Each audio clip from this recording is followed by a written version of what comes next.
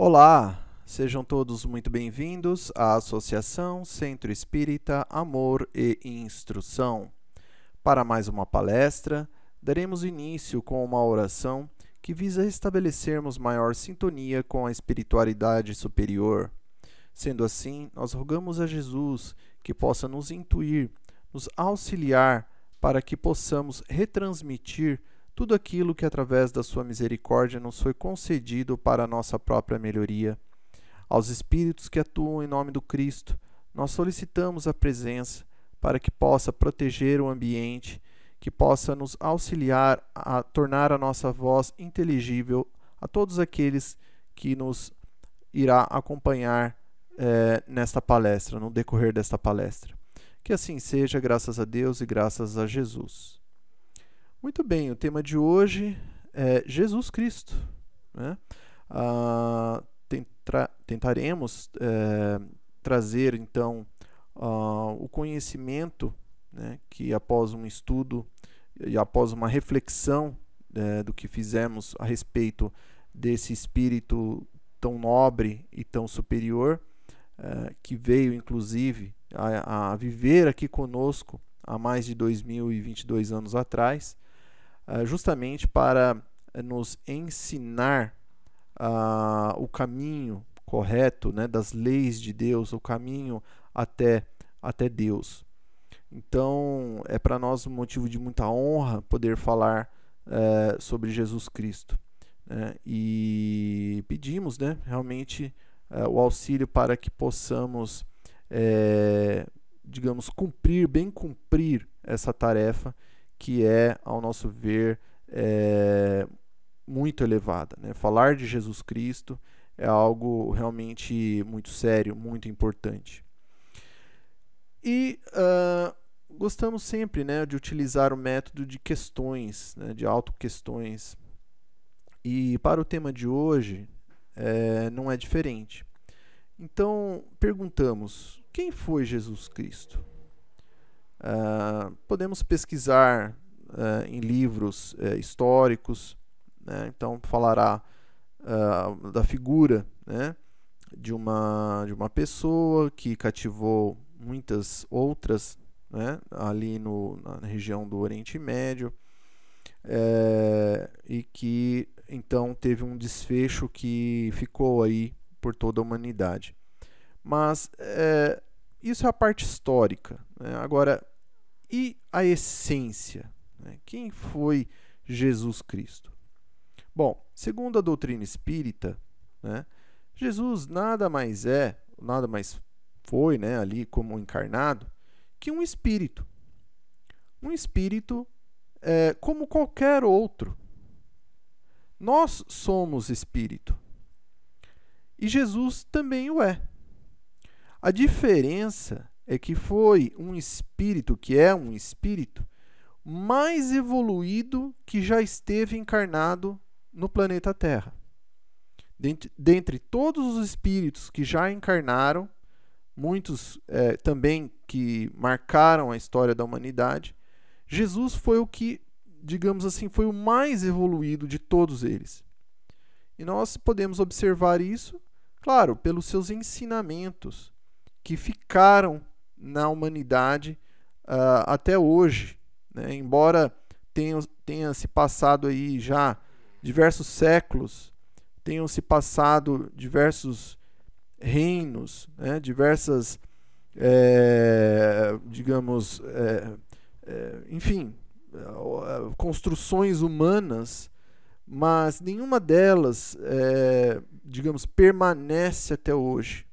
Agora, Jesus, ou seja, o ensinamento que ele trouxe, que se confunde com ele próprio, né, poderemos dizer assim, está aí até hoje, né, vivo, exatamente como na mesma, quando ocorreu na época, né?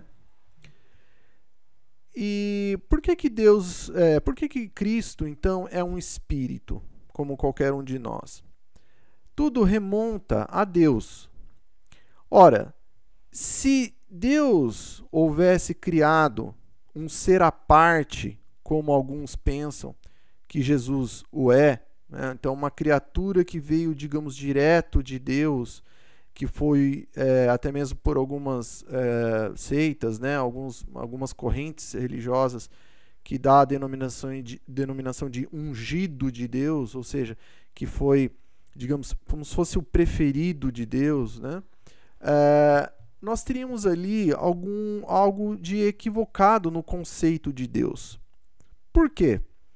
Porque Deus, ele é todo justiça, né? Nós, seres humanos, né, espíritos encarnados, temos a justiça. Mas nós sabemos que ela é falível, claro, porque nós somos falíveis ainda, né? Nós ainda, como espíritos, só podemos o quê? Abarcar a justiça que sempre estará em evolução. Já Deus não. Deus, ele é todo justiça. Então, se ele tivesse criado uma única criatura, digamos, especial, à parte dos demais, logo ele já deixaria de ser justo. Consequentemente, não seria mais Deus. Então, esse conceito cai exatamente considerando essa característica de Deus, que é ser todo justiça. Então, quem foi Jesus? Ora, e quem é também, né, Jesus? Porque ele permanece vivo. A diferença é que ele está na espiritualidade. Então, Jesus é um espírito, né, que foi criado por Deus em um determinado momento.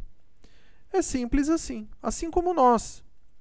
A diferença é que Jesus, por ser um espírito jamais evoluído, né, moral e intelectualmente, ele já percorreu diversos estágios de evolução e já se encontra em estágios evolutivos superiores ao nosso.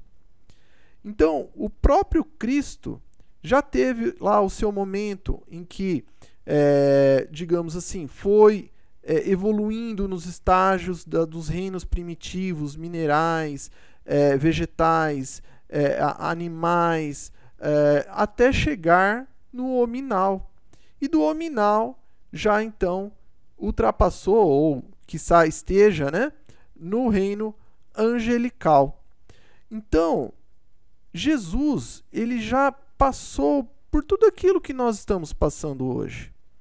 A diferença é que ele, claro, assim como nós estamos, né, digamos assim, crescendo com as experiências, aprendendo, e ele já, o quê? Com o seu próprio esforço, já aprendeu, já evoluiu, já atingiu esse patamar de espírito relativamente perfeito, atingindo aí o que nós poderíamos dizer o reino angelical, né?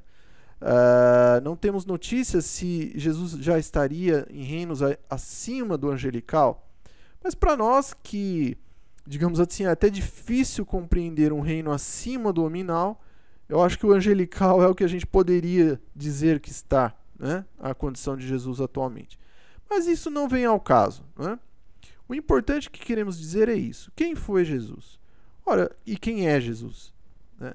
Jesus é isso, é um espírito que, pelo seu próprio mérito, ou seja, pelo seu próprio esforço, foi adquirindo conhecimento, foi adquirindo discernimento, maturidade, foi, digamos assim, aprendendo, né, e principalmente amando, que ele o quê? E cresceu, né, se tornou o quê? Um espírito até mesmo co-criador com Deus. Então, mesmo antes que todos nós, né, os atuais encarnados e desencarnados que se encontram aqui no planeta Terra, ou no seu orbe, digamos assim, antes mesmo de que nós estivéssemos aqui, o Cristo, ele já estava co-criando com Deus o próprio planeta Terra e, dizem, né, até mesmo outros planetas do sistema solar. Então, nós assim pensamos que o Cristo é como se fosse um protetor exclusivo da Terra, mas ele pode ser até mesmo de outros planetas também, além do da Terra. Então, por aí nós temos o quê? Uma noção da grandeza desse Espírito. Não é? Por demais assim, digamos, para nós, na nossa condição ainda de bebês espirituais, né, que nem ainda abrimos os nossos olhos dos nossos espíritos ainda para a espiritualidade, para a vida real, que é a vida moral, a vida ética, a vida transcendental, né? Ou seja, para nós é até difícil de compreender. Até mesmo porque, embora toda essa grandeza desse espírito, né, extremamente intelectualizado, isso podemos dizer com facilidade, porque se nós, digamos assim, colocássemos as ciências positivas, né, e Jesus, nós veríamos que ele foi, assim, digamos, ele teve um notório saber e uma notória execução de todas elas, né? Ele sabia muito bem sobre poesia, sobre as ciências médicas, sobre ciências políticas. Enfim, ele era, claro, ele utilizava essas ferramentas para a promoção do amor, né? Então isso mostra o quanto ele era extremamente intelectualizado, mas ao mesmo tempo extremamente amoroso, né? Que é o que mais marcou a sua trajetória aqui entre nós. E é interessante, embora toda essa grandeza, né, um espírito já resolvido, digamos assim, um espírito dessa magnitude e que se fez encarnado como qualquer um de nós, né, no nosso mesmo nível, digamos assim, não é? Que veio habitar o pó, ou seja, habitar a carne, né, num corpo físico. E aqui é importante ressaltar que nós devemos, sim, eu acredito eu, combater essa ideia de que Jesus não teve um corpo físico. Por quê? Novamente, remonta a Deus. Ora, se Jesus não tivesse um corpo físico, nós estaríamos, digamos assim, concebendo um Deus que permitiria algo, digamos, fora das suas leis naturais, que ele mesmo estabeleceu. Então seria, digamos, algo como se Jesus fosse preferido, né? Então, logo não teríamos um Deus parcial, né? Estaria sendo ali... não, na verdade, nós não teríamos um Deus imparcial. Nós teríamos um Deus parcial, o que aí seria um grande contrassenso. Logo, não seria Deus, né? Seria uma injustiça. Então, sim, Jesus ele teve um corpo físico exatamente igual ao nosso. Ele encarnou e viveu, e a humanidade o fez perecer até que ele desencarnasse. Mas alguns dizem, mas poxa, mas e o seu corpo físico, né? Por que, digamos, não foi encontrado? Ora, é simples. Os espíritos superiores e o próprio Cristo, né, em espírito, sabiam, né, e sabem que a humanidade tentaria encontrar respostas da grandeza do Cristo não nos seus ensinamentos, mas sim na matéria, ou seja, no seu corpo físico. Então, para evitar isso, claro, algo aconteceu ali, não sabemos muito bem o que, mas eles simplesmente retiraram o corpo dele lá e enterraram em algum lugar, e esse corpo já ninguém sabe mais onde está, né? Os seus restos mortais, enfim, retornaram para o solo e pronto, é isso. Então, eles fizeram isso justamente para que a humanidade não tentasse, digamos, usar da matéria para dar, digamos assim, a pseudo-respostas da grandeza de Jesus, né? Que tentasse desvirtuar até mesmo o que ele havia deixado, que não foi nada físico, e sim totalmente moral, ou seja, ensinamentos através, então, da exemplificação. Quem foi Jesus? Olha, é o maior espírito realmente que já passou pela Terra. Por quê? Simplesmente, somente o seu nascimento aqui no planeta, ele marcou uma nova era, para toda a humanidade, inclusive. Por isso que hoje é conhecido, né? Antes de Cristo, AC, ou depois de Cristo, DC. E é utilizado no mundo inteiro. Mas alguém poderia dizer, não, mas na Ásia não é bem assim. Né? Na Ásia ali tem um calendário diferenciado, em algumas outras regiões adotam ali um outro calendário baseado em uma outra, digamos assim, comemoração, algum outro tipo de marco. Ora, mas é curioso, porque independente do calendário a parte que se é utilizado, também é aceito e também é utilizado justamente o nascimento do Cristo. Ou seja, a força que um espírito desse tem é tamanha que mesmo em nações em que não se, digamos assim, declaram abertamente cristãos ou que utilizam outros calendários à parte, ainda assim também seguem, digamos, o calendário pautado no nascimento do Cristo, né? Mas por que então Deus enviaria à humanidade um espírito que já atingiu um alto grau evolutivo? Né? Por que Deus faria isso? Por que mesmo sabendo, né, da condição de todos nós, né, naquela época, que eram muito mais ignorantes, né, muito mais cruéis, muito mais, digamos assim, maldosos, né, do que somos hoje, do que a humanidade é hoje, por que mesmo assim, então, Deus enviaria um espírito, e o próprio Cristo, inclusive, claro, sabia que, digamos, era necessário que ele pessoalmente viesse, digamos assim, consubstanciar as leis de Deus perante a humanidade. Por causa disso aqui, olha, por causa do exemplo, né? Se nós estudarmos a vida do Cristo através do seu evangelho, nós vamos ver exatamente isso, o exemplo. Então, só falar não adianta, né? Ninguém modifica porque, digamos assim, fala alguma coisa. As criaturas, né, o espírito, ele só muda mesmo quando ele vê um exemplo na frente dele, né? Quando ele sente o exemplo. Aquilo sim é que permite com que ele realmente modifique. E o Cristo veio justamente fazer isso, então, né? Dar o exemplo. E quais foram eles? A iniciar pelo sua própria vinda aqui perante, digamos, a comunidade encarnada, dando o exemplo da humildade. Por quê?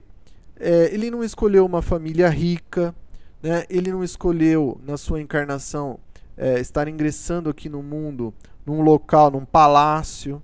Muito pelo contrário, né? Ele veio de uma família humilde, né? O seu pai era carpinteiro, a sua mãe era uma dona de casa, o local onde ele nasceu era uma espécie de estábulo, né? Juntamente ali com os animais. Então, ou seja, a primeira lição que o Cristo já nos deu foi o da humildade. E depois nós vamos ver que o Cristo também, durante toda a sua existência, ele veio exemplificando, mesmo antes de ensinar, né, digamos assim, as leis de Deus. Então, quando ele era jovem, ele mesmo escolheu trabalhar juntamente com o pai na carpintaria, né? Então, ali ele já deu o quê? O cumprimento de uma lei de Deus, que é a lei do trabalho. Depois, nós vamos ver, né, a lei de sociedade sendo cumprida por ele, à medida que ele congregava as pessoas, ele mesmo buscou cada um dos seus, digamos assim, apóstolos, não é mesmo? Então, assim, ele vai às comunidades para procurar auxiliar. Então, isso é o quê? Cumprimento de uma outra lei divina, que é a lei de sociedade. Ele não ficava isolado ali com todo o seu conhecimento e com toda a sua bondade só para ele. Não, muito pelo contrário, ele procurava dividir isso com os demais. Nós vamos ver também, exemplificando a lei de justiça, à medida que ele trabalha, né, na extinção da crueldade, aqueles atos bárbaros que aconteciam antigamente, da ignorância, né? Aqui nós temos um dos mais emblemáticos, que foi a defesa que ele fez da mulher adúltera, que haviam então colocado sobre ele, né, e que pediam ali que ele desse então uma destinação àquele caso. Claro que queriam ali criar embaraços para ele, né, porque a lei mosaica dizia que deveria se apedrejar, né, uma mulher que fosse pega em adultério. Mas o Cristo então dá uma lição superior, né, à de Moisés, que foi o quê? Que aquele que não tivesse um só pecado, que então atirasse a pedra, né?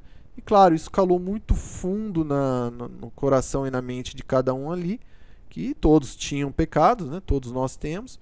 E aí então cada um foi se retirando, e ele também deu uma lição àquela mulher, né? Dizendo para que ela fosse, né? Que não pecasse mais, e que ele não também a julgaria. Então, ou seja, ele também reconheceu, olha, né, não cometa novamente esse ato para que algo de pior não te aconteça.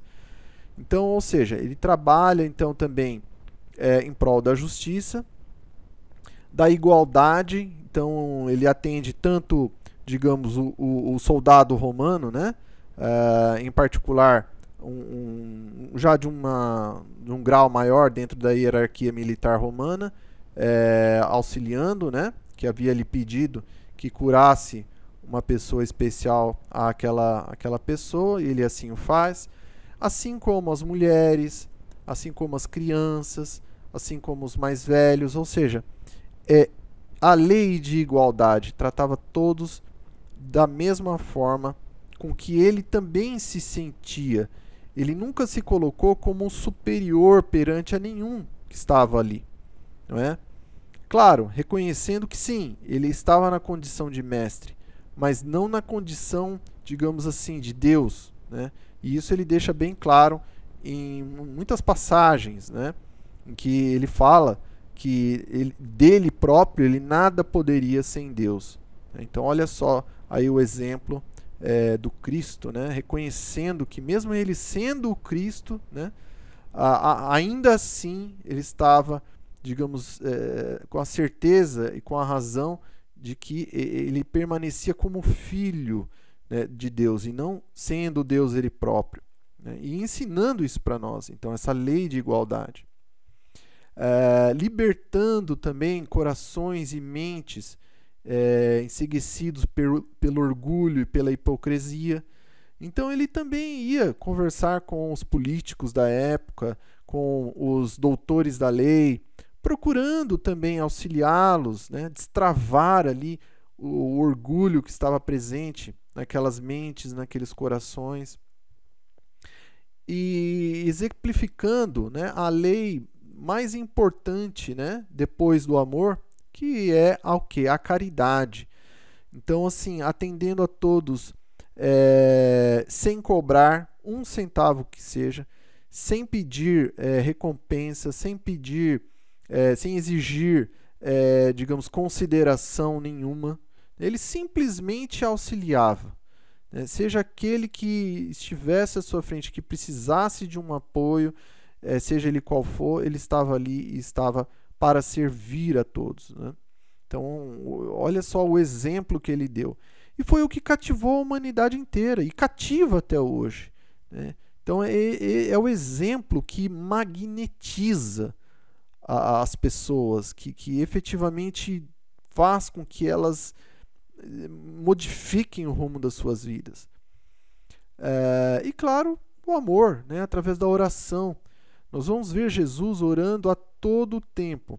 Até faço um convite, né, àqueles que estão aqui acompanhando conosco a palestra de hoje, que estudem a vida de Jesus, né, lendo o Evangelho. Nós vamos verificar exatamente isso, constatar o quanto ele orava. A todo momento nós vamos vê-lo orando, né?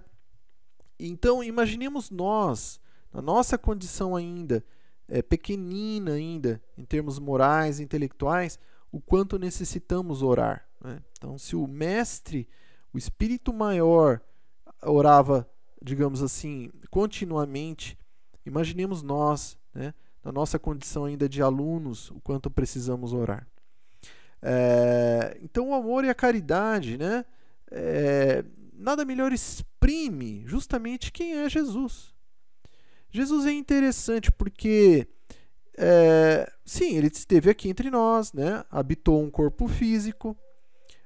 Nós poderíamos dizer, não, então ele se encontra na espiritualidade, ele então é em espírito aquilo que o máximo que nós podemos abstrair do que seria o espírito, aquela centelha de luz, né? Digamos um ponto luminoso, né? Mas, assim, digamos, pensando digamos assim, filosoficamente falando, mesmo a luz, né, mesmo uma centelha de luz, ela ainda é material. Então, o espírito não é matéria. Então, para nós, é claro, é o que nós podemos, no máximo, abstrair do que seria o espírito. Mas nós poderíamos dizer, né, que Jesus ele se confunde com a qualidade que ele deixou. Né? Ou seja, é o amor, é a caridade. Isso é Jesus, basicamente. Né? E que nós veremos mais adiante que ele fala justamente isso, né? Eu e Deus somos um, né? Mas veremos mais adiante. Então aqui, olha, Deus é todo amor também, né? Nós citávamos agora há pouco que Deus é do todo justiça. E Deus é todo amor. Até mesmo porque foi por isso que ele enviou Jesus para nós. É justamente a prova, Jesus é a prova de que Deus é todo amor. Porque se Deus não nos amasse, ou seja, a humanidade, né, Deus poderia dizer assim, não, essa humanidade está perdida mesmo, não tem jeito, são ignorantes, são maldosos, querem permanecer aí em guerras, em discussão, em tormentas, seja, né? Então deixa eles lá enfim. Mas não é isso que Deus quis e não quer. Tanto que ele enviou Cristo justamente para nos auxiliar a sairmos dessa condição, digamos assim, interna, né, problemática, delituosa. E aí vem aquilo que nós falamos agora há pouco, né? Então, como Deus é todo amor e toda a trajetória de Jesus foi justamente emanando amor e caridade no seu nível evolutivo, claro que comparado com Deus ainda é imperfeito, não é, né? Afinal de contas, ele é um filho também de Deus, então é imperfeito, mas é mais próximo possível do Pai, do que nós poderemos entender. Então, por isso que ele falou lá, eu e o Pai somos um. Por quê? Justamente por causa disso. Ele está, então, ali, digamos, muito sintonizado com Deus. É isso que ele quis dizer. Então, a caridade, ela digamos assim, exatamente o que melhor exprime, né, a condição, então, de Jesus, né? E o exemplo que ele deu e que nós devemos, então, justamente seguir. Aqui nós temos um belo exemplo, né, da nossa querida Madre Teresa de Calcutá, que dedicou aí boa parte da sua existência justamente em trabalho caritativo aos mais necessitados. E ali, embora o exemplo, né, que nós demos agora há pouco foi um exemplo material, né, mas o maior deles, e não tanto importante quanto, mas também muito relevante, que é o quê? Perdoar. Não é assim material, não é mesmo? Mas ele digamos, do espírito, e ele é fundamental. Tanto que, se nós repararmos no Cristo, né, em toda a sua trajetória, o exemplo que ele quis mais deixar claro, né, o quanto é difícil, mas o quanto é necessário e importante e relevante, é justamente o perdão. Né? E ali, então, Cristo mesmo também nos dá outros exemplos de caridade. Quando ele fala lá, tive fome e me destes de comer, né? Tive sede e me destes de beber, estive nu e me vestistes, estive doente e viestes me visitar. Então, são todos exemplos que todos nós temos condição de cumprir. né? Nós podemos tirar, nem que seja 1 hora da nossa semana, sabe? É um tempo que muitas vezes a gente dedica, digamos assim, a praticamente nada, não é? Nós poderíamos desprender um pouco de nós em favor do próximo. Até mesmo em casos assim muito importantes, né? Que estive na prisão e viestes me ver. Né? Ou seja, Jesus ele encara a caridade aí até mesmo aqueles que se equivocaram. Ou como dizia o espírito de Emmanuel Chico Xavier, né? Todo aquele que é criminoso, né? É todo aquele que foi descoberto, na verdade, né? E não aquele que está efetivamente preso, né? Então, ou seja, que ele quis dizer que todos nós, né, temos ali também um histórico criminoso. A humanidade toda tem. Né? A diferença é que uns foram descobertos e outros não. Né? Então, por isso que Jesus ali ele coloca também nessa necessidade do exercício da caridade, mesmo aqueles que já foram descobertos, né, que estão agora detidos temporariamente para a reabilitação.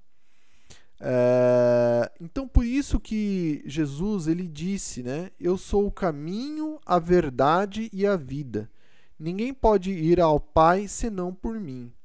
Exatamente por isso, porque como nós estávamos dizendo, a sua exemplificação de amor e caridade é o que a vida é. Se nós pudéssemos ver a vida, ela seria amor. E como Jesus estava, digamos, sintonizado com isso e emanando o amor, por isso que, como não há outro caminho, porque Deus também é amor, né? Todo amor, né? Logo a sua criação é amor. Então, o que acontece? Nós, invariavelmente, né, seja mais cedo ou mais tarde, nós teríamos que justamente, então, nos, digamos assim, emanar o amor que jaze dentro de nós. Porque se nós também somos filhos de Deus, logo nós somos amor também. Nós só não descobrimos isso ainda. Né? Nós estamos ainda a caminho, digamos assim. Então, por isso que ele disse lá, olha, né, que ninguém vai ao Pai senão por ele. Ou seja, porque, claro, ele numa condição um pouco mais superior que a nossa, um pouco não, muito mais superior que a nossa, nós só podemos chegar ao Pai, né, nos aproximar mais desse todo amor, passando justamente por quem já ama. Né? E nós, claro, ainda não amamos, não aprendemos a amar. Né? E quando nós dizemos aqui amor, não é amor no sentido mundano, né? No sentido puramente material que se tem, digamos assim, noção hoje em boa parte da sociedade, né? Mais focada em relacionamentos. Não, não é isso. Né? O amor é através dessas atitudes nobres, edificantes, né? De ver o bem-estar do próximo e de nós mesmos em várias nuances, né? Como às vezes prestar atenção numa pessoa, no que ela fala, né? A misericórdia ali com algum equívoco, ou às vezes um sorriso, né? Um sorriso, já ali já há muito ali de amor também. Enfim, são pequenos exemplos do que nós queremos dizer aí, do que seria esse amor, tá? Então, aqui, olha aqui novamente a questão do perdão, né, que ele exemplificou para nós. Né? Então, um dos seus discípulos, que ele mesmo já sabia, né, que haveria de traí-lo, ele assim o perdoa. Tanto que quando ele está na cruz, não é, um espírito nobre vem até ele, até o Cristo, e ele então pede, né, que esse espírito vá procurar justamente Judas, que se encontrava em regiões, ele havia cometido suicídio, né? E porque, claro, se arrependeu, né, de ter traído Jesus. E ele vai então até as regiões umbralinas para tentar auxiliar justamente o Judas.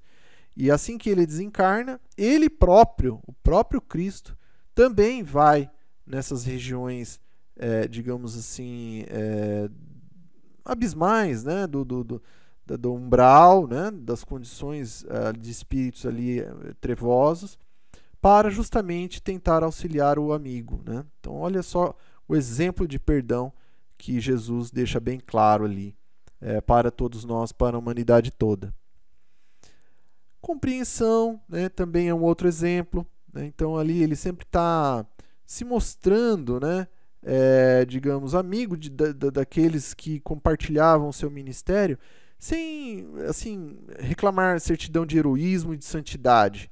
Né? Ele entendia a condição de cada um ali, né? E então ele não fazia essa exigência que geralmente a humanidade tem uns para com os outros, né? De ser ali o melhor do dia para a noite, de bater uma meta, né, cada vez maior e com cada vez mais pressa. Não, ele sabia que tinha o tempo de cada um e respeitava isso. Um exemplo também de resignação, né, mesmo ali ele sendo, digamos, o governador espiritual do orbe, ainda assim ele se sujeitou a um governante transitório do mundo material. Tanto que quando ele esteve na frente ali da autoridade, não é?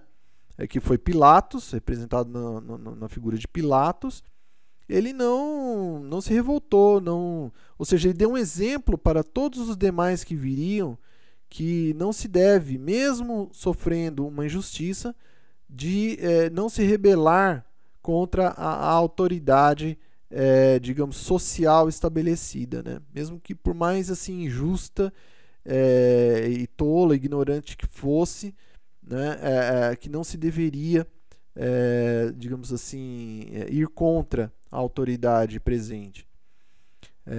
E aí, então, por isso que ele diz, né, que o céu e a terra não passarão antes que tudo se cumpra até o último jota.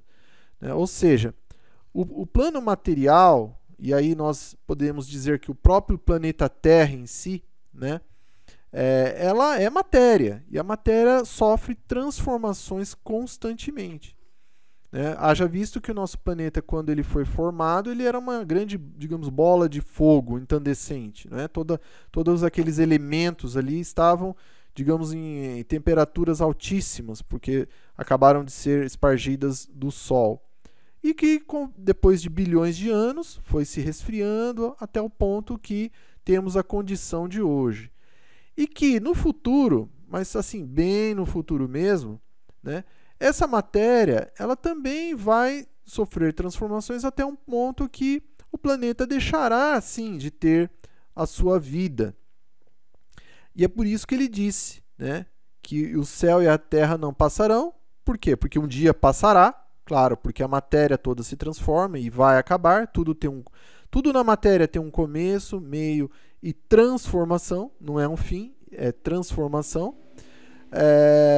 Mas que se cumpra, até que se cumpra o último jota, ou seja, aquilo que ele havia dito de que nenhuma das ovelhas que o Pai lhe havia confiado seriam perdidas, ou seja, todos os espíritos que ora estão encarnados e os que estão desencarnados aqui no planeta Terra vão invariavelmente evoluir, ou seja, até o último jota, né, de acordo com os planos de Deus. Essa é a tarefa de um espírito da ordem de Jesus. Né? Digamos assim, fazer com que os espíritos progridam. É o nosso irmão maior e mestre, né? Por isso que ele está aqui conosco. E é justamente ele, né, que nos conduz aí nessa trajetória toda, não é? E ali ele fala, né, também numa outra passagem ali que é semelhante à outra que nós vimos agora há pouco, quando ele diz assim, olha, o céu e a terra passarão, né? Então confirmando o que nós havíamos dito, né? Ou seja, a matéria ela vai se desgastando, ela vai se modificando, envelhecendo, enfim, definhando, até que um dia realmente o nosso planeta Terra, ele, digamos assim, a vida se extinguirá do planeta. Mas isso vai acontecer somente nem sabemos quando, mas é muito tempo, tá? Com certeza teremos aí milhares de encarnações ainda na Terra. Mas as minhas palavras não hão de passar. Por que as palavras do Cristo não hão de passar? Justamente porque elas estão em alinho às leis de Deus, né? Elas são as leis de Deus, né? Então, por isso que elas não vão de passar, porque as leis de Deus, elas são imutáveis, como o próprio Deus o é. Então, logo, como as palavras do Cristo estão em alinho, não há como, né, mesmo, digamos assim, passar, justamente porque elas são de todo sempre. E aí temos então, né, as leis de Deus, né, que nós vimos ali, que né, mostramos agora há pouco, o quanto Jesus ele veio, digamos assim, cumprindo essas leis, né, cumprindo as leis aqui. E aí então, né, vem a seguinte pergunta, né? Jesus pôde nos ensinar todas as leis morais? Né? Será que Jesus ele pôde ensinar, digamos assim, tudo aquilo que ele poderia ter nos ensinado há mais de 2022 anos atrás? Nós vamos ver o seguinte: certa oportunidade, né, e ali ele já estava desencarnado e ele havia se materializado, né, ou, quiçá, também os discípulos ali, que eram médiums também, de repente estavam, digamos, vendo, né, o seu perispírito ali através de algum fator mediúnico, mas aqui nesse caso eu creio que ele tenha se materializado.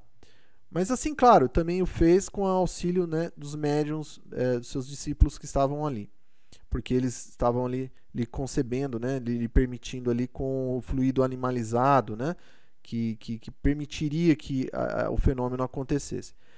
Mas o importante é o seguinte, nessa ocasião ele disse o seguinte: se vós me amais, guardai meus mandamentos, e eu pedirei ao meu Pai que vos enviará um outro Consolador, que vos fará relembrar tudo o que vos tenho dito, né, até hoje. Então, ou seja, isso prova, né, o que nós sabemos hoje, que esse outro Consolador que o Cristo já havia preconizado, né, há tempos imemoriais atrás, que nós sabemos hoje que é a doutrina espírita, né? É justamente esse Consolador que Jesus prometeu.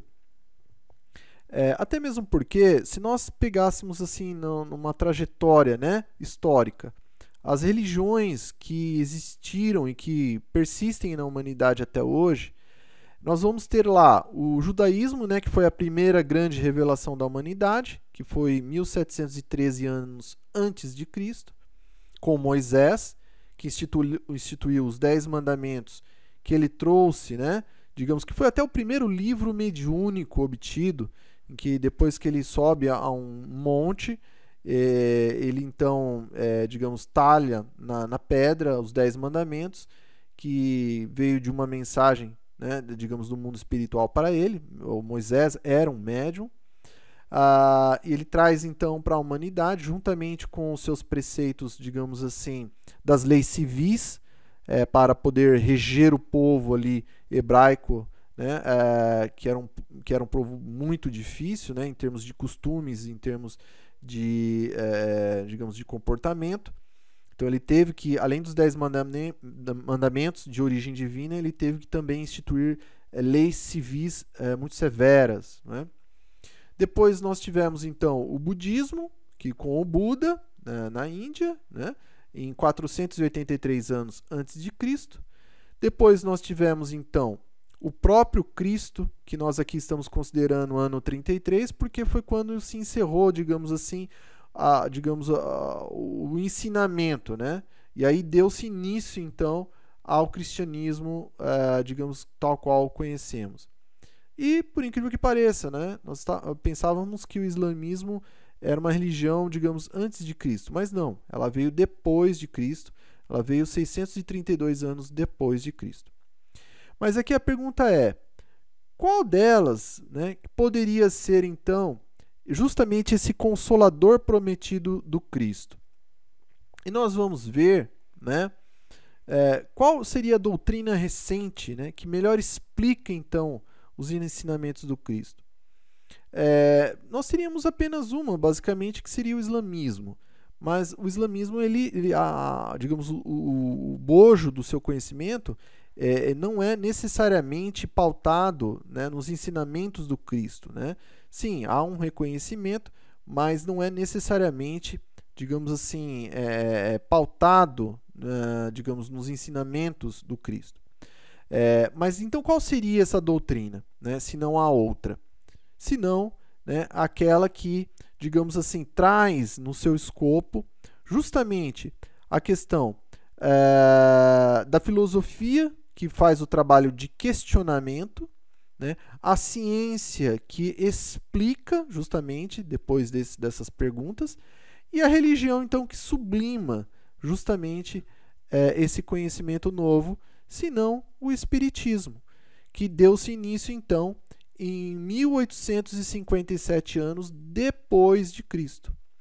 Então nós temos hoje justamente, né, a comprovação digamos, desse Consolador prometido que Jesus havia, digamos assim, preconizado para a humanidade, que ele havia solicitado, inclusive, não é?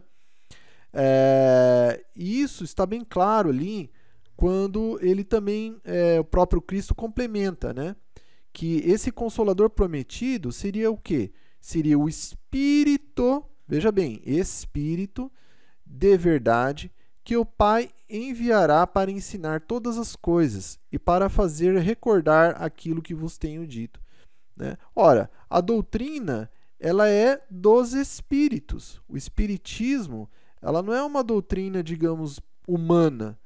Ela vem dos Espíritos, ela é uma doutrina dos Espíritos. E aí a gente poderia perguntar, mas, digamos, por que Jesus ele falou assim que ele enviaria, né, que Deus enviaria o Espírito de verdade para ensinar todas as coisas? É porque o Cristo ele não pôde dizer tudo? Né? Será que isso é verdade? Ora, vamos fazer essa pergunta, né?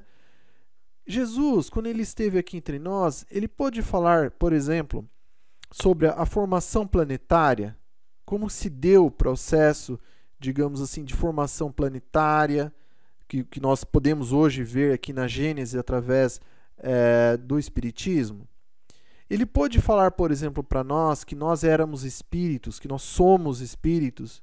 Ele pôde falar sobre como que funciona digamos, a comunicação justamente entre os espíritos, sejam eles no estado de encarnados ou sejam eles em estado de erraticidade, ou seja, no plano espiritual, desencarnados, que é através da mediunidade e que só pode ser feito através dos médiuns encarnados. Então, ele pôde tratar desses assuntos quando ele esteve aqui entre nós. E sobre a questão do que seria esse céu, o que seria esse inferno, né, que posteriormente o cristianismo colocou como uma figura alegórica, né, do que seria esse céu, que era um lugar paradisíaco, onde os habitantes não faziam nada o dia todo e ficavam só ali vivendo de contemplação, enquanto o inferno era um local que eram enviados aqueles que, digamos assim, não se alinhavam ali às regras, digamos, sociais e que viviam em chamas num local muito, enfim, no centro da Terra, né, como se fosse num vulcão. Claro que não, né? Mas assim, Jesus ele pôde falar sobre o que seria esse céu e o que seria esse inferno, que nada mais é hoje, que a doutrina espírita já nos explica muito bem, que nada mais é que um estado de consciência. Ou seja, se aquele espírito ele cumpriu e cumpre as leis de Deus, logo ele está num céu. É natural que assim o seja, porque a sua consciência assim o mostra, né, para si mesmo, né, porque está em alinho às leis de Deus. Enquanto aquele que, digamos assim, descumpre as leis de Deus, vive um verdadeiro inferno, porque a sua consciência constantemente lhe mostra os equívocos que tem cometido. Mas então a questão Jesus ele pôde falar desses temas para nós na época? Não, né? Por quê? Porque, como foi dito no início da palestra, éramos ainda mais ignorantes do que somos hoje, né? Jesus ele não poderia falar disso, porque nós não iríamos compreender, nós não tínhamos nem educação intelectual suficiente para entender o que ele queria falar. Então, o que, que o Cristo faz? Ele faz o seguinte, olha, ele primeiro, ele traz o fundamental, que é as leis de Deus. Ele só fixou nisso. Os 3 anos em que ele, digamos assim, trouxe o Evangelho para nós, ensinou o Evangelho para nós, né? Ele fez, digamos assim, exclusivamente sobre as leis de Deus, que basicamente é o Evangelho, né? E que hoje, né, nós temos o Evangelho segundo o Espiritismo, em que os espíritos superiores nos trazem a compreensão do que ele quis dizer lá na época. Porque há mais de 2000 anos atrás, Jesus ele necessitou utilizar uma forma de falar chamada de parábolas. O que eram as parábolas? Eram pequenas historinhas, né, que faziam com que as pessoas refletissem sobre o seu conteúdo e que então descobrissem o fundo da mensagem que ali estava. Ele utilizava essa forma justamente porque se ele falasse abertamente, digamos, sobre as leis de Deus, nós o teríamos crucificado muito antes do tempo que ele precisava justamente para poder, digamos, passar o Evangelho. Então ele utilizou dessa ferramenta.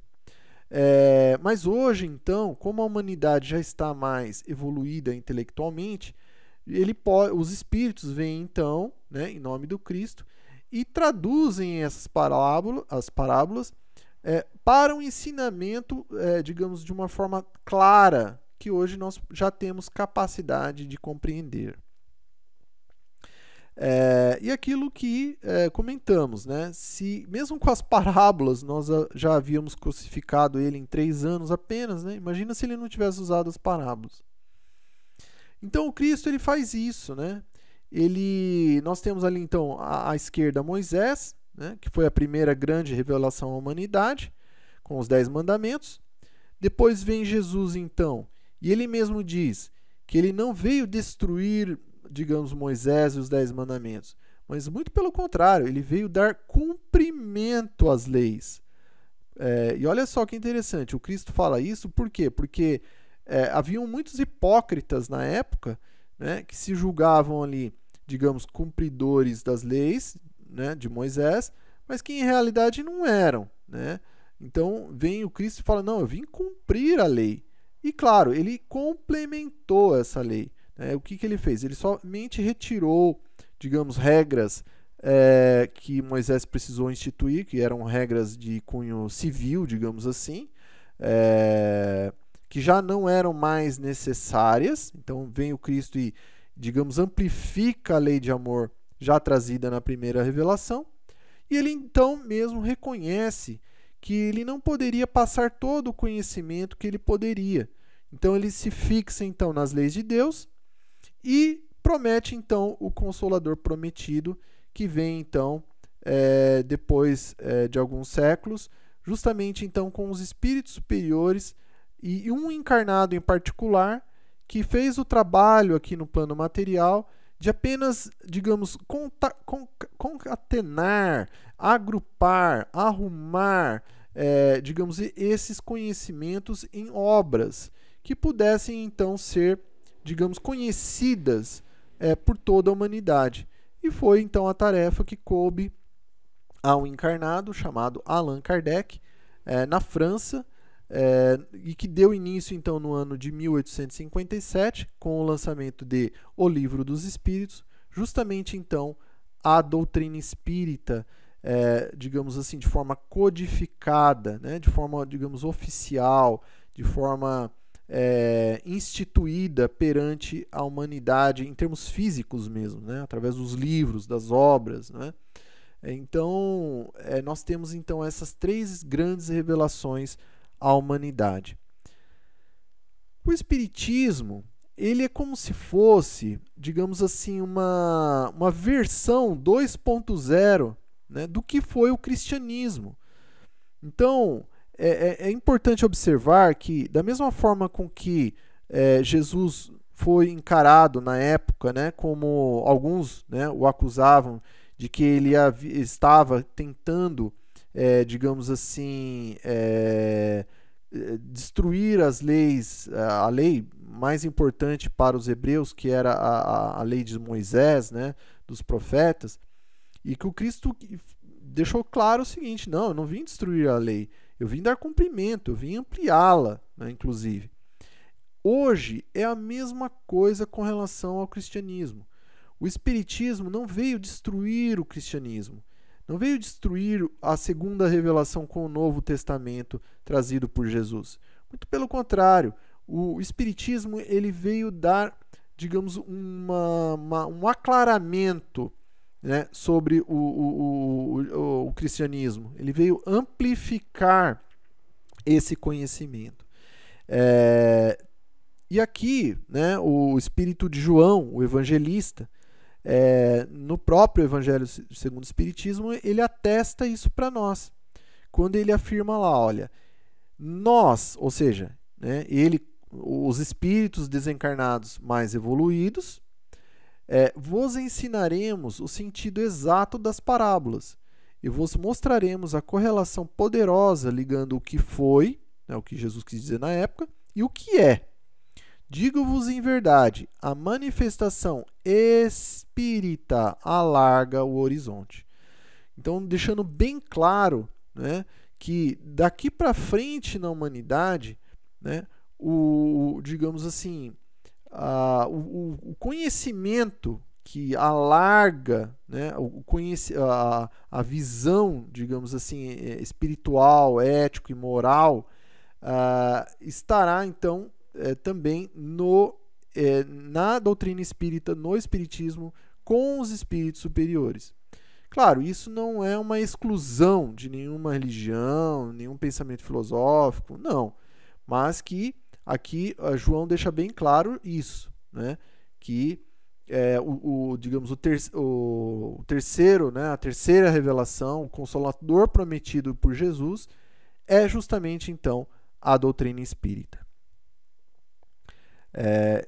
E aqui, novamente, né, o que nós havíamos comentado, né? Assim como Jesus não veio destruir a lei, o Moisés, né, os 10 mandamentos, da mesma forma, então, a doutrina espírita não veio, digamos assim, destruir nem os 10 mandamentos, nem digamos, a primeira revelação com o Antigo Testamento com Moisés, nem Jesus com o Segundo Testamento, e sim dar cumprimento, né? Então, se nós pudéssemos colocar aqui numa teoria dos conjuntos, digamos assim, teríamos exatamente isso, né? Então, no círculo A ali, nós temos Moisés, né, a primeira revelação. Então, Jesus ele vem e engloba Moisés e amplifica o conhecimento, né, a respeito das leis de Deus. E aí, então, nós temos hoje justamente o Espiritismo que faz o mesmo trabalho, né, englobando ali, digamos, a primeira e a segunda revelação, consubstanciando então nessa terceira revelação no Consolador prometido justamente pelo Cristo. E aí então, né, sobre esse grande e magnânimo Espírito que é Jesus Cristo. E ele fala para nós o seguinte: ide por todo o mundo, pregai o Evangelho a toda criatura. O que será que ele quis dizer com isso, né? Aí nós não podemos confundir com proselitismo, né? Que acho que tem um equívoco ali na letra ali. O que é proselitismo? Olha, é quando as pessoas elas vão até outras tentando ensinar o conhecimento que elas têm, mesmo que não tenha sido solicitado, né? Digamos assim, até de uma forma assim, digamos, enfim, que não tenha sido solicitado. Não é isso que Jesus quis dizer, né? O que ele quis dizer é o seguinte: ide pregar a toda criatura, é que nós simplesmente cumpríssemos o quê? As leis de Deus. Porque é justamente cumprindo as leis de Deus no círculo em que nós nos encontramos, seja em casa com os nossos familiares, seja na rua com as pessoas, seja na escola, seja no centro espírita, ou seja numa outra religião, seja no trabalho, né? Nós estaremos o quê? Dando o exemplo. Justamente o que o Cristo fez. É claro que o nosso exemplo ele será, digamos, de acordo com o nosso grau evolutivo, mas nós estaremos sendo uma espécie de micro-Jesus, né? Ou seja, nós dando o exemplo das leis de Deus perante os demais, nós estaremos atuando como se fosse refletindo o Cristo, né? E é isso então que ele quis dizer, então, ide e pregai, ou seja, pregai pelo exemplo. Não somente cumprindo aí as leis do trabalho, né, do dia a dia, né, que é comum, digamos assim, não é? Mas principalmente o quê? O que o próprio Cristo deixou bem claro do que era mais importante, que é a caridade e o amor. Essas são as mais importantes, né? Então, ali, visitar os órfãos, né? Quem aqui que, caso fosse um órfão, não se sentiria feliz em receber a visita de alguém, não é? Ou as viúvas nas suas tribulações, né? Quem não se sentiria contente por receber ali, digamos, um auxílio, né? De um irmão, de uma irmã, realmente preocupado com a sorte, ainda mais de uma mulher, né? Em receber auxílio até mesmo aos filhos. Então é isso que conquista corações, é isso que, digamos assim, faz com que um espírito se volte para Deus, né? É a exemplificação do amor, né? Perante perante o seu interior, a sua própria alma. É isso que transforma, digamos assim, outros espíritos e que os converte a Deus. Então aqui, e claro, a indulgência, né, o perdão séria, né? E não aquelas que se fazem, digamos assim, por fazer, né? Então, resumindo, tá, meus irmãos e minhas irmãs, fazer o bem ao próximo como aquele mesmo bem que nós gostaríamos que fizessem para nós, né? E aí, então, nós entramos também na importância, né? Já que dissemos que o Evangelho nada mais é do que o reflexo do Cristo, né? Digamos, na sua essência, que tal, então, convidarmos Jesus para estarmos dentro da nossa casa? Nós podemos fazer isso, né? Ele mesmo já disse, onde estivesse 2 ou mais reunidos em meu nome, ali eu estaria. Isso é uma verdade. Então, que tal então se nós justamente tivéssemos, né, o anfitrião de hoje da nossa palestra, que é Jesus Cristo, no nosso lar, através de uma simples atitude, que é a realização do Evangelho no lar. É bem simples, escolhe-se um dia da semana, né, convida-se os membros da família, né, um dia em que todos ali estejam basicamente no lar naquele momento, e em poucos minutos, né, faz uma oração inicial, abre-se o Evangelho ali, digamos assim, numa página definida, mas ao acaso ali, lê aquela parte, faz uma compreensão, né, alguns opinam ali se quiserem, né, entendem, dizem o que entendeu ou não, e então faz uma oração final, fazendo uma vibração por aqueles que, digamos assim, necessitam, e pronto, nós temos ali o Evangelho no lar, que traz uma imensidão de benfeitorias, né? Ali nessa reunião, na nossa casa, estarão conosco, digamos, os nossos chamados anjos guardiões, que são, na verdade, espíritos benfeitores, né? Nossos espíritos familiares estarão conosco, espíritos espontâneos que vêm acompanhar também o Evangelho, ou aqueles que são trazidos, né, pela espiritualidade superior ali para receber ali uma palavra, um tratamento. E o mais importante, né, o próprio Cristo estará conosco, né? Afinal de contas, digamos, o seu raio de presença engloba o planeta todo, né? Então, sim, ele está conosco. Ele mesmo já o disse assim. E aí, então, nós perguntamos, né, como divulgar, né, já que o Cristo falou, então, ide pregar, né, o Evangelho a toda criatura, como é que nós vamos divulgar se nós não conhecemos o quê? O próprio Evangelho segundo o Espiritismo. Então, é fundamental que nós venhamos a estudar justamente o Evangelho, porque aí sim nós teremos condições de o quê? Exemplificá-lo, né? Claro que isso vai depender da nossa vontade. Somente o conhecimento não faz a vontade se mexer. Mas, se nós tivermos vontade, nós conseguimos exemplificar. E também, claro, pregar pela palavra mesmo, se for assim o caso, né? Além do exemplo, que é o mais importante. Então, concluindo, né? Quem foi Jesus? Ora, Jesus, ele simplesmente é o nosso irmão maior e mestre. Nada mais do que isso.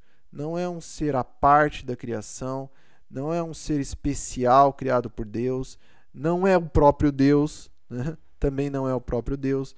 Ele é simplesmente um espírito, como qualquer um de nós. A diferença é que é um espírito mais antigo, foi criado por Deus há um certo tempo. Ou, de repente, é um espírito que aproveitou melhor as oportunidades, né? Ou seja, ele aprendeu mais rapidamente pelo seu próprio esforço e conquistou o nível espiritual em que está hoje. E que todos nós, sem exceção, vamos atingir também. Um dia estaremos na condição intelectual e moral do Cristo, né? Ele mesmo já havia dito, né? Nos ensinou: podeis fazer o que eu faço e muito mais. Olha só, o próprio Cristo já deixou claro para nós o quanto nós somos, né, filhos de Deus. Numa outra oportunidade, ele mesmo falou: sois luzes. Olha só, ele já deu a dica, né? Já deixou a dica. Então, é isso. Jesus, ele é um espírito, digamos, de um de um alto patamar evolutivo, e que foi enviado pelo próprio Deus para que pudéssemos nos tutelar, digamos, cuidar de nós, não somente no seu sentido físico, mas também e principalmente no seu sentido espiritual, para que nós pudéssemos evoluir. Esse é o trabalho do Cristo. E esse é o convite de hoje, né? Que nós venhamos então justamente a conhecê-lo. Que tal conhecê-lo? A sua trajetória, os seus conhecimentos, né? Então nós temos aqui justamente diversas obras, né? Aqui nós trazemos uma obra cinematográfica, que foi um filme lançado há algumas décadas atrás, cujo nome é Jesus de Nazaré. É uma obra muito bonita, né? Vale a pena. Não é assim espírita, mas não importa. O importante é o conhecimento que ele traz. Ele traz digamos assim, enfim, exatamente o que Jesus passou ali, né? Durante o tempo que foi encarnado. E para aqueles que não conhecem a sua história, é muito importante, é muito relevante. Temos também na internet, aqui no site de vídeos, né? No YouTube, temos também ali uma série muito boa também sobre o Cristo, que nós recomendamos, né? São diversos episódios que vale a pena ali conhecer também. E claro, nas obras doutrinárias espíritas, nós temos também ali como conhecer Jesus, né? E aqui recomendamos duas. A primeira delas, o livro Boa Nova, né, pelo espírito de Humberto de Campos, pela psicografia do maior médium do século XX e, quiçá, até o momento, pelo menos, do século XXI, né, que foi o nosso querido Chico Xavier. E à direita aqui nós temos o livro O Sermão da Montanha, por Rodolfo Caligares. E claro, né, conhecer Jesus, digamos assim, o maior meio, digamos, o melhor, o mais profundo, é justamente então conhecer ele na fonte, não é? Que é, para nós espíritas, então, o Evangelho segundo o Espiritismo, né? Essa obra nós pudéssemos então estudar no centro espírita, que nós fizéssemos o Evangelho no lar, que nós lêssemos também pessoalmente, enfim, nós fizéssemos as nossas orações utilizando então justamente essa obra, que nós estamos conhecendo, né, Jesus na sua intimidade, que é através digamos, dos seus ensinamentos. Então é isso, o convite de hoje, tá bom? Nós desejamos aí muita paz para todos, agradecemos, né, digamos assim, que tenham nos acompanhado até aqui. Vamos então aos nossos recados finais. Utilizamos, como sempre, claro, o Evangelho segundo o Espiritismo, que nos dá força, que nos dá, digamos assim, o conhecimento para que nós venhamos a tentar, digamos assim, dar continuidade a esse trabalho. Alguns recados também aqui no seu sentido das leis dos homens, né? Então, as imagens utilizadas aqui nessa apresentação foram todas colhidas da internet e consideradas de uso gratuito. Caso alguém encontre alguma aqui que não seja, por favor, nos avise no e-mail. Também, caso alguém encontre algum equívoco doutrinário ou gramatical, por favor, nos avise.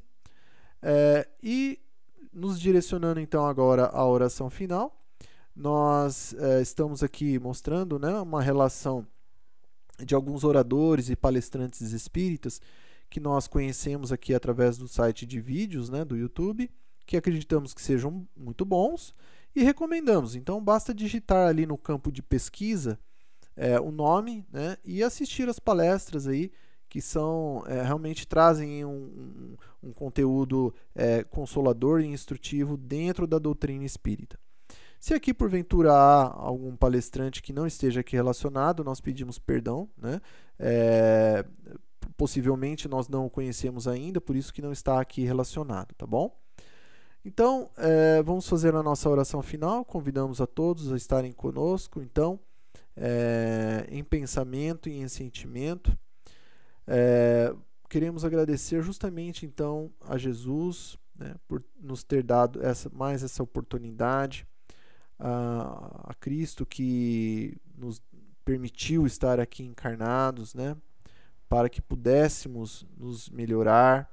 Então nós queremos agradecer muito, né, a Jesus por todo o bem que nos tem feito, embora digamos todas as dificuldades, né, que ainda, digamos assim, temos, né, Jesus não nos abandona e continua conosco. Então nós queremos agradecer muito mesmo a Jesus por tudo de bom que nos tem feito. Então, sendo assim, então nós pedimos licença, espiritualidade amiga, para encerrarmos mais essa oportunidade, né, de trabalho. Rogamos justamente ao nosso mestre, irmão maior Jesus, que possamos estar aqui numa próxima oportunidade.